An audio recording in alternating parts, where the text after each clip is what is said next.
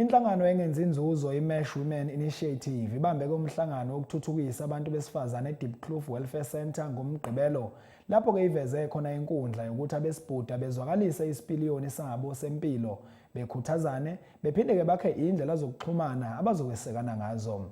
Abahleli balomhlangano bathi ke lolu hlelo okuhloswe ngalo ukuthuthukisa imbokode ngezingxoxo umkhuleko kanye ke nokukhuthazana kube ke kuqhutshwa imizamo yokwelaphana emoyeni ukubekezela kanye nokuthuthukisana. Lenkundla ivuleleke kubo bonke abesifazane njengoba ke iqukethe umlayezo wokuthuthukisana kanye nokubungaza impumelelo yomunye nomunye. Iziko iMesh Women Initiative ibambe indibano yamanina enjongo yayo ukukwakhana ukuxhobisa kunye nokuxhasana kuquka nokuthandaza ndawonye. Sifuna ukuthi sihlale phansi sithandaze sibekane emthandazweni sibe nesikhathi sokukhipha lezi zinto zingaphakathi kithi enhlizweni zethu sithulule inyembezi zethu sizibeke phambi koNkulunkulu because life nowadays without God you are not going to go anywhere. Without crying on God, no one going to answer your prayer. Wherever you go, you can do business, you need to pray. You can wake up early in the morning, go to work, you need to pray. Now, prayer is a key of life.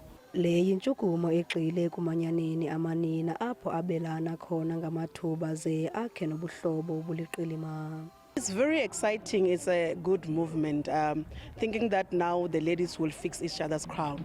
Looking at what is happening today, people no longer are afraid to talk to other people or close relatives. But when you find a stranger, sometimes you can feel like this person is not going to judge me. So when we are here, we are going to network. We are going to give each other space to say, find a friend, hug a friend, and then maybe you need that hug. Again, we're going to transfer skills to each other. So what Mesh is doing is very, very, very, very profound. Ndichivona the challenges ne batho ba bafumakadzi ba khotangana nganadzo ndibona zwi very much important or re tangane ngo to ralo re rabele rothe and hold each other's hand like she said and fix each other's crown. Let everyone cry for one another. Let us go to God together. Let's support each other. I'm saying that so that it can decrease the suicidal case, it will decrease mental health. It's very, very much important for us to meet here.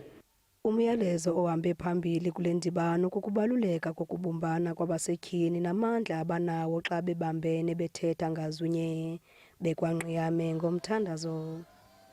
Kwiindaba zeSoweto TV ndinguNomzabalazo Mduka eDeepkloof.